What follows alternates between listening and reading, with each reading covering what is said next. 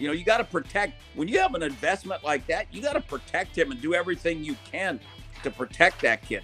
Now, they need to go fix that offensive line. I'm sure the Rams are like licking their chops, to go against that offensive line because they're not good.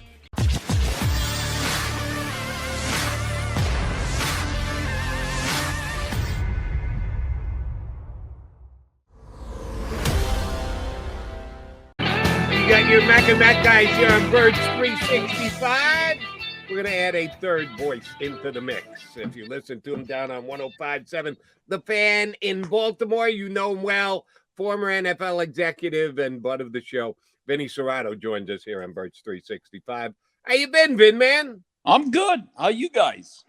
Doing well, Vinny. Good to see you. Before we delve into the Super Bowl, and obviously that's the biggest part of this, and you got to see those two teams up close covering the Baltimore Ravens, I do want to talk to you about the coaching cycle because it's so interesting to me, and you've been involved in the process.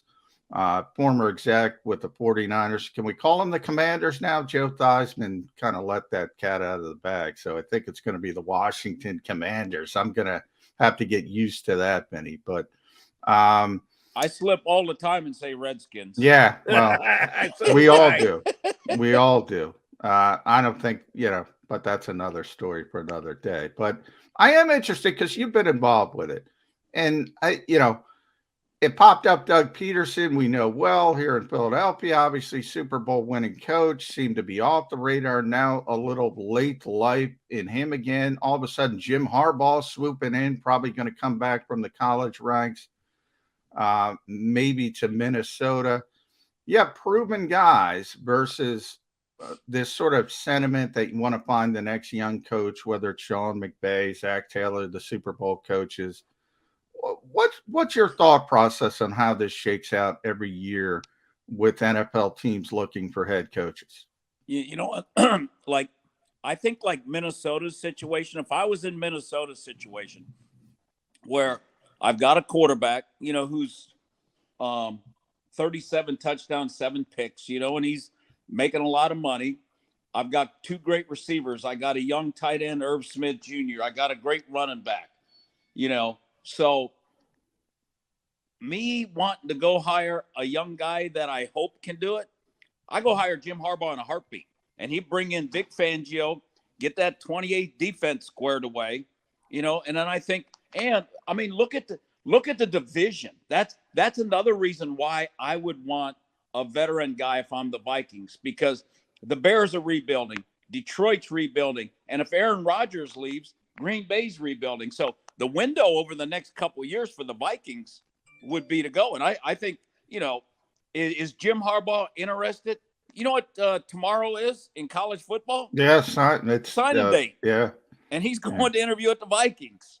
Yeah. So that kind of tells me a lot. Plus he let, Mike McDonald, his defensive coordinator, leave and go to the Ravens.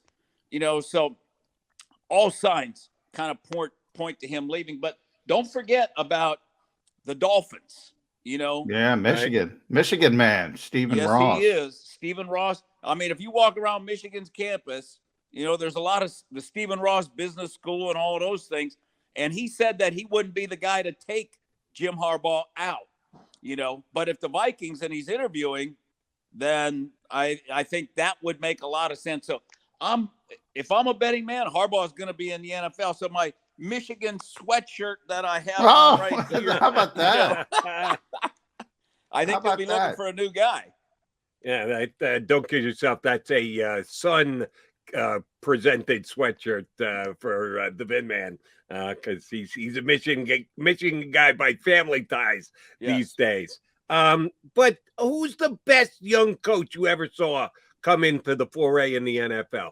Guy who got hired, people talked a good deal. Maybe you were involved in it, maybe you weren't, maybe you just heard about it and then judged the results thereafter. Who is the guy who came in, and when the team hired him, they were taking a bit of a chance, but it paid off in spades? Well, a guy that I had, Jody, I knew him since he was, 9 or 10 years old, was Kyle Shanahan. Because I was with Mike in San Francisco, you know, for what, 2 or 3 years, you know, and Kyle was just a youngster. And then when they went to Denver, Mike tried to hire me to be the GM when he went to Denver, you know, so I stayed at his house a couple of days and I was hanging out with Kyle. And then when me and Dan went out to California, you know, when we had an opening and we interviewed Mike, Kyle was a GA at UCLA. So, you know, Mike says, you know, can Kyle come over? You know, I haven't seen him. So, yeah, come on over. And then Dan says, why don't you just sit on the interview so you can, you know, kind of learn too. So I was sitting there interviewing Mike and Kyle. And Kyle to me is he's what people say Sean McVay is. To me, he's the most innovative offensive coach, young coach in the NFL. Although I have to admit, I don't think either of them had a very good game in the NFC Championship game. But, you know, to get your team in that position, and that's what I want to ask you. So you've seen a lot of coaches over the years, Vinny. When you look back, what's the most important part? What are the 1 or 2 traits all the great ones have together? Most guys tell me it isn't scheme. It's other more intangible things. What's your thought process on that? I think one of the biggest things is when they walk in that room, do they have presence? You know, can they command the room? You know, like when when I went into Notre Dame, Lou Holtz, and even at Minnesota, when he walked into a room, those players sat up in their chair, took notice, and, you know, and listened to every word he said. Mike Shanahan was like that too. You know, and you look at all these young guys that are having success right now, they all come from similar backgrounds. I mean, how about LaFleur, Kyle, and McVay were all on Mike's staff in Washington. Yeah. You know, I mean, Dan screwed that one up. He let them all leave. All right, Vinny, before we start to break down the teams that you saw firsthand with the Ravens this year that are going to be playing in the Super Bowl 12 days down the road, I do want to get one Raven question in, and that's about you guys quarterback. I always thought each week, okay, Lamar's coming back this week. All right, well, let's finally get Lamar back this week. It looks like Lamar can play, and he never got back into the lineup, which tells me his injury was more significant than we were led to believe, and it just wasn't to be for them this year. After the fact, and the fact that he missed as much time at the end of the season, is he going to be all right? Was this something that they just didn't want to take a chance with? Was he more hurt than at least? And I'm just judging from afar. You're there in town, so you should know better.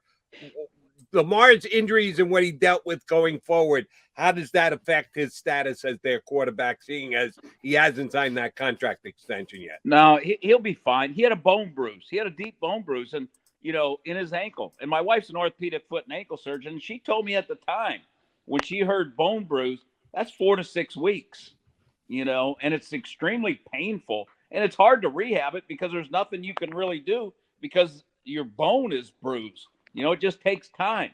And I think that's what happened to him. You know, he's got the contract situation. It's going to be interesting.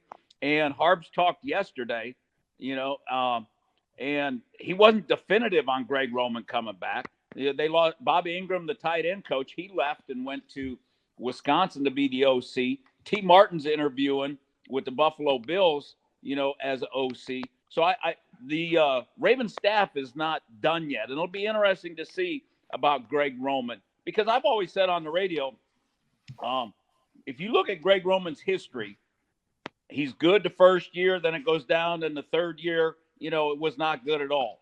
So I just think that they need a new voice in there to get better in the passing game, and I think that'll help Lamar. Now, him losing his running back, Jody, I think killed him, you know, because they didn't have a running game, and all of a sudden he's 82% of the offense, which normally he was like 63%. So I think that put a lot of pressure on him. The O-line wasn't very good. He was getting beat up, you know, so he was looking at the rush. He lost his confidence. You know, I mean, when had you ever seen Lamar Jackson throwing his helmet down and doing those kind? He was always the guy who was smiling, patting people on the butt, and that wasn't him, you know, the last half of the season. So he struggled. Greg Roman struggled. They struggled with the blitz, you know, so they've got some things that they can fix. You know, they have 9 draft picks. They have $26 million in cap room. So they need offensive line. They need a pass rusher. They need a middle free safety. So they've got a lot of things that they've got to fix. I mean, for Eric DeCosta, this is his most important year that he's ever had. Vinny, you bring up a good point about the assistant coaches, and John's been around for a long time and one of the best head coaches in this league. So we have 9 openings at the beginning of this process, and people think about the head coach only. You got to populate staffs when you move and you become a new head coach. So you start looking at guys from other teams.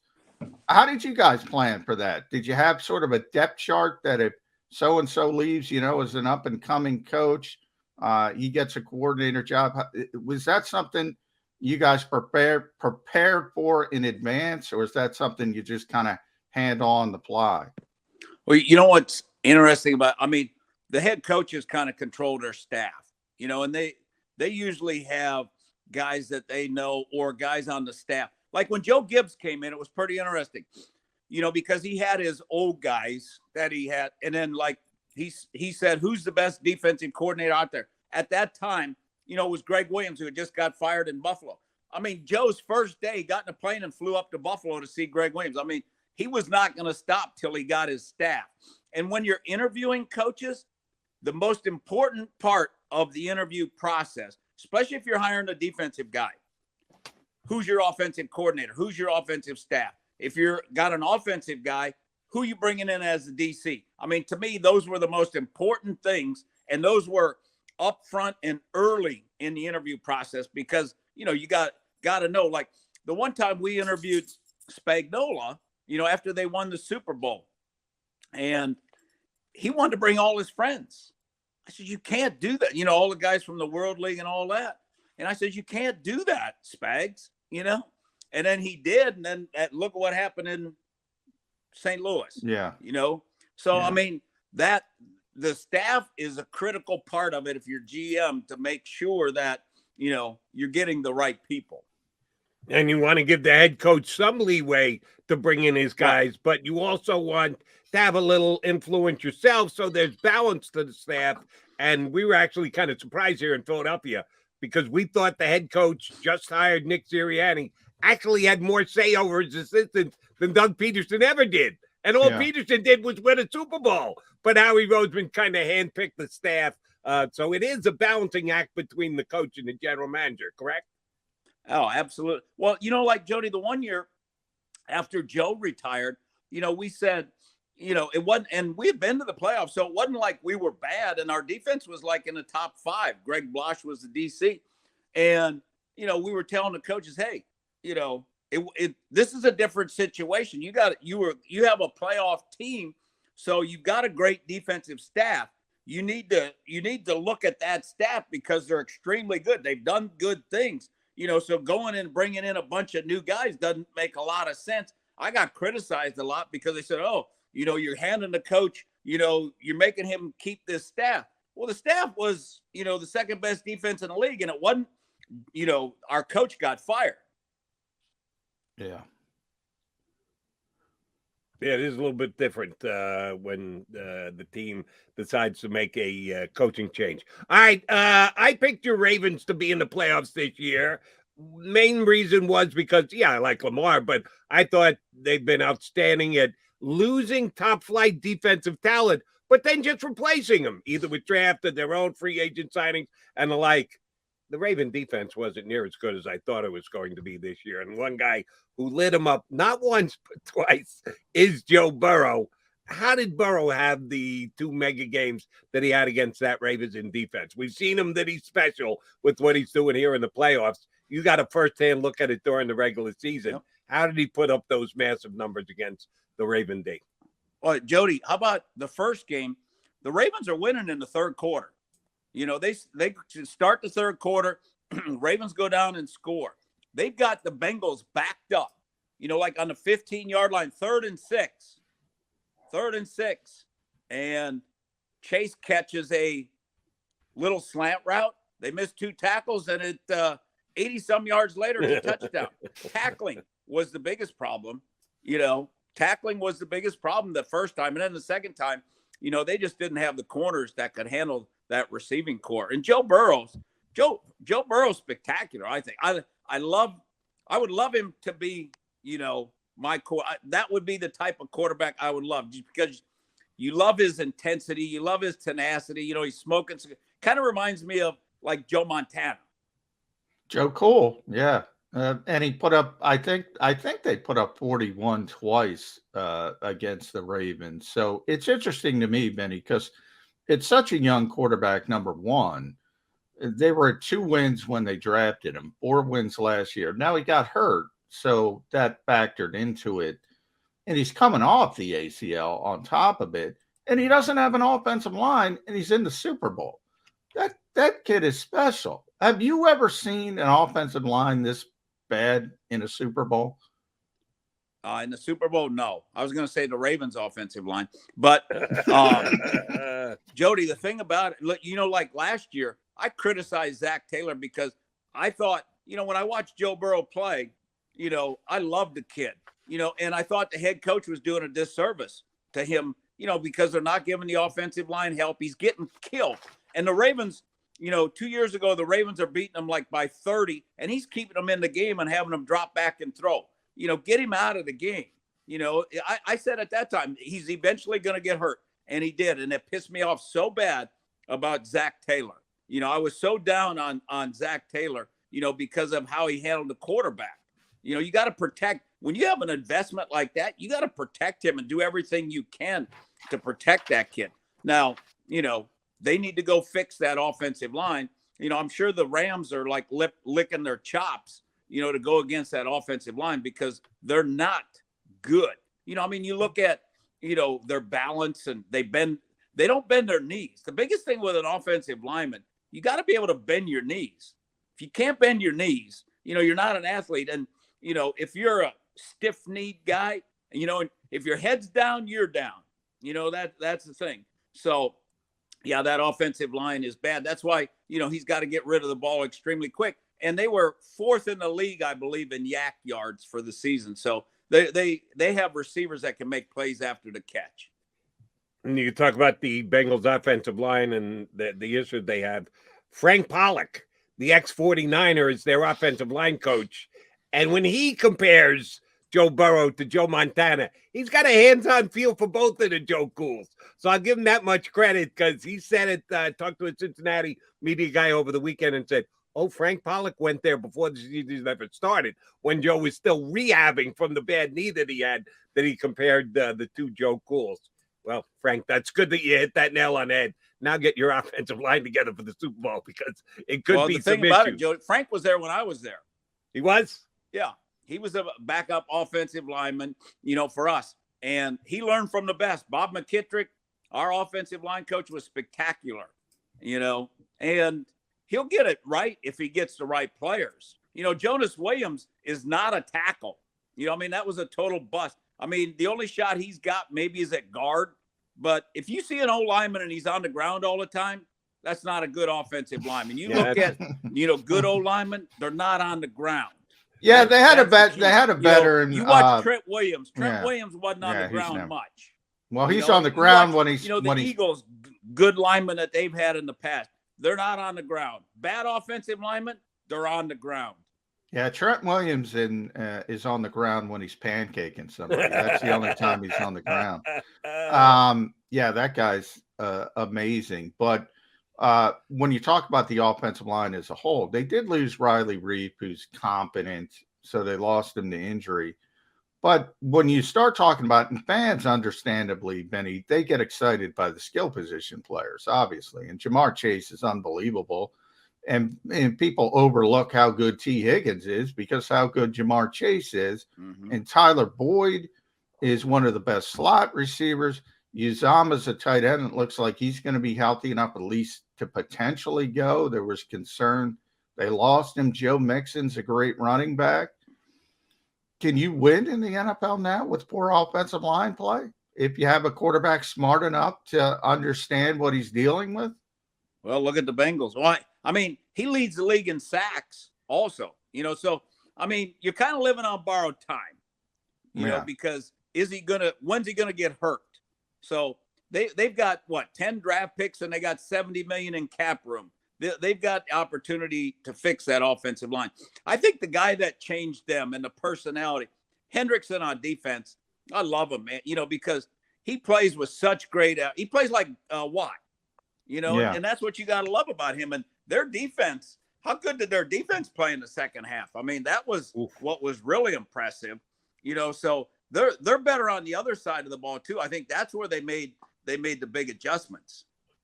Vinny, they did get handled twice by the Bengals during the year, but your squad also played the Rams, and you played them to a 1-point game. It was real close. Ravens absolutely could have won it. They didn't, but much more competitive against the Rams than the Bengals.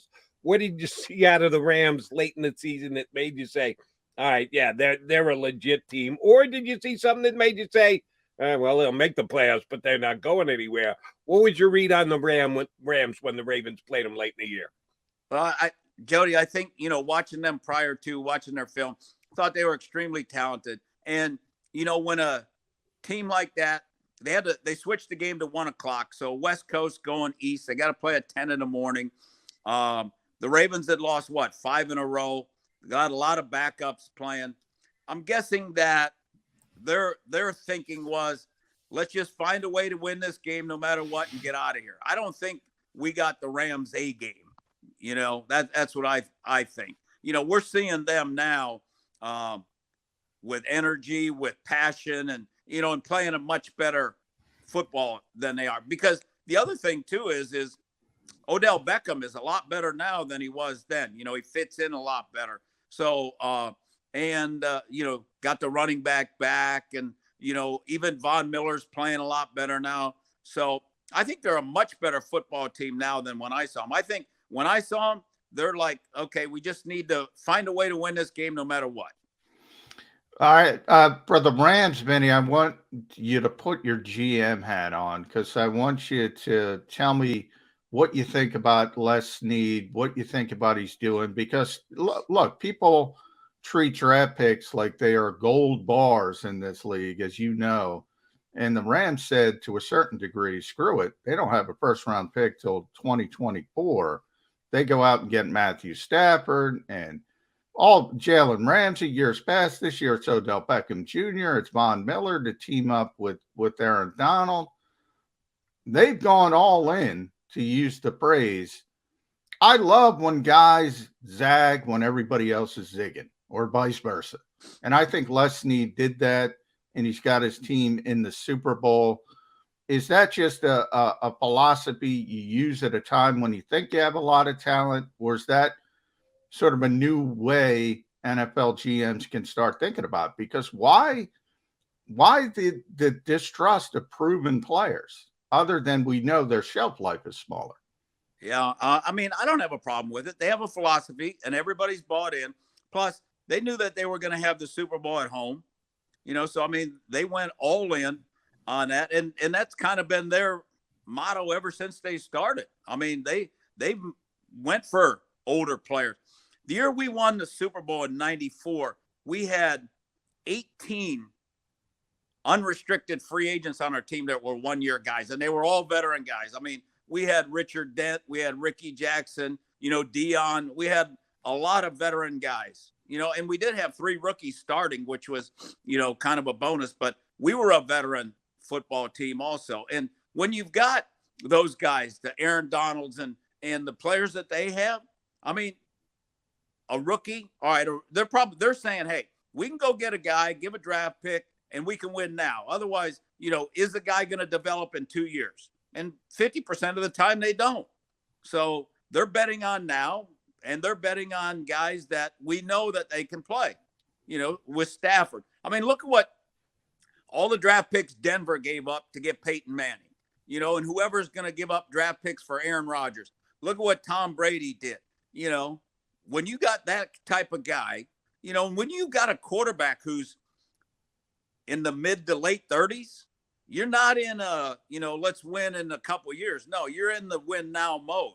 And if Denver gets Aaron Rodgers, they're going to give up draft picks, and they're going to go get some veteran guys to fill in, because now is the time. And oh, by the way, the Rams actually tangentially benefit because they'll probably send no one to the Senior Bowl this week because they don't have any draft picks.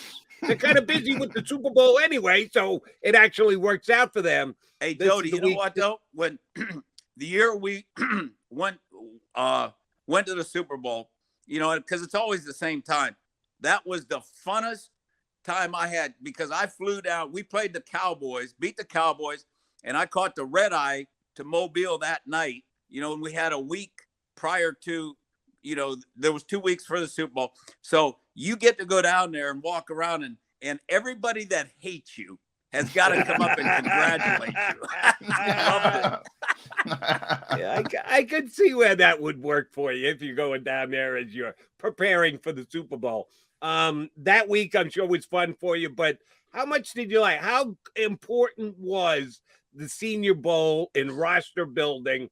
They're great kids that come after their junior year. They're not going to be there, but seniors are still the core of the draft class. How important is that? It's going to be a pretty big draft for the Eagles here this year. They've got 3 picks. They're either going to use them or they're going to move them for other pieces. But at least on paper, as they head to Mobile, it's a very important draft for the Eagles. How important is Senior Bowl week?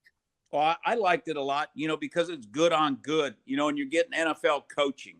That's the thing. So, and what you want to see is because they're getting NFL coaching, you want to, you know, when you watch the film, how does the guy adapt to the NFL coaching, and does he get better Monday to Tuesday to Wednesday? You know, that's what I would want to see. Plus, the other thing is, when I had the small school guys, I like to see how they adapted. Like when I went down there and looked at Terrell Owens, you know, he was from Tennessee, Chattanooga. I wanted to see how he adjusted, and he had no problems adjusting. And that kind of goes in the back of my mind. All right, last one from me, Vinny, because we're not going to talk to you before the Super Bowl. I got to get you on record. Who's going to win? Cincinnati Bengals, Los Angeles Rams, Sean McVay versus Zach Taylor. Young coach has got to win it. We're going to have a young coach as a Super Bowl winner. Yeah. I want the Bengals. You know, I kind of think the home team has the advantage. So I'm going to take the Rams, you know, and their defensive front's pretty good. So the Bengals got a shot if the Rams don't tackle well in the secondary. Yeah, they do have to get yards after catch, and nobody does it better. They're great at it. So that's going to be an important part of that game to neutralize Aaron Donald, to try to get the football out of Joe Burrow's hands quickly. No question about it. Could Eric Weddle actually be the MVP of that game, tackling in the secondary? No. Nice to come off the beach and win a MVP in the Super Bowl. Yeah, Benny's right. No, Eric. The only way that Weddle will is if he's tackling Mixon in between the tackles. Okay. All right. That could be a key element of the game. All right. Last one for me. We see you got the Michigan swag on. How's the son's hockey journey going? Where is he as of this week? I was in Youngstown last week. They played Youngstown. They split with them 1-1. The game on Sunday had 2 assists. And then I'm going to go see. They're playing in Pittsburgh next Monday and Tuesday. So I'm going to go see them Monday. So they've got a lot of games. I mean, after his collarbone surgery, he's basically played 6 games thus far this season. So he's making progress. The collar's healing up okay? Oh, he's fine. Yeah. Good deal. All right, Vinny, always a pleasure whenever we get you on. You're always fun to have on. Have a fun run up to the Super Bowl this week. Yeah, you better say you're rooting for the Rams. That's not going to go over well if you say on the radio in Baltimore you're rooting for Cincinnati. That's not going to fly. I said it yesterday. And then Jody. And then I said I'd rather have Burrow than Lamar. Well, that's just being honest. If the Raven fans can't handle that, they need to take off the purple-colored glasses. Vinny, great stuff. Thanks for coming on with us. Appreciate it, bud. We'll talk to you down the road. Thanks, Vinny. That is Vinny Cerrato, former NFL executive, host on 105.7 The Fan down in Baltimore, and he's a straight shooter. That's why I like Vinny. That's why I got him on. He tells you exactly what he thinks. He doesn't look to sugarcoat anything. Baltimore, sorry, I'd rather have Joe Burrow than our MVP quarterback. Yeah, stay that's healthy not going to last go year. over well in Baltimore, but it's true, Jody. I mean, it's true. And that's not an insult to Lamar Jackson. Joe Burrow's right up at the top of the list of quarterbacks you'd like to have in the NFL. Wouldn't mind having Lamar Jackson either, but if it's a No. preference, one or the other, sorry, Lamar, we're going Joe Cool. All right, the Mac and Mac Cool guys coming back. We'll continue to talk about the Super Bowl, about the Birds, all things football. We're going to get a little bit more analytically involved down the road. Pro Football Focuses. Mr. Brad Spielberg. Brad Spielberg is going to join us next hour. But John McMullen, Jody McDonald coming right back here on Birds 365. Go for the mid.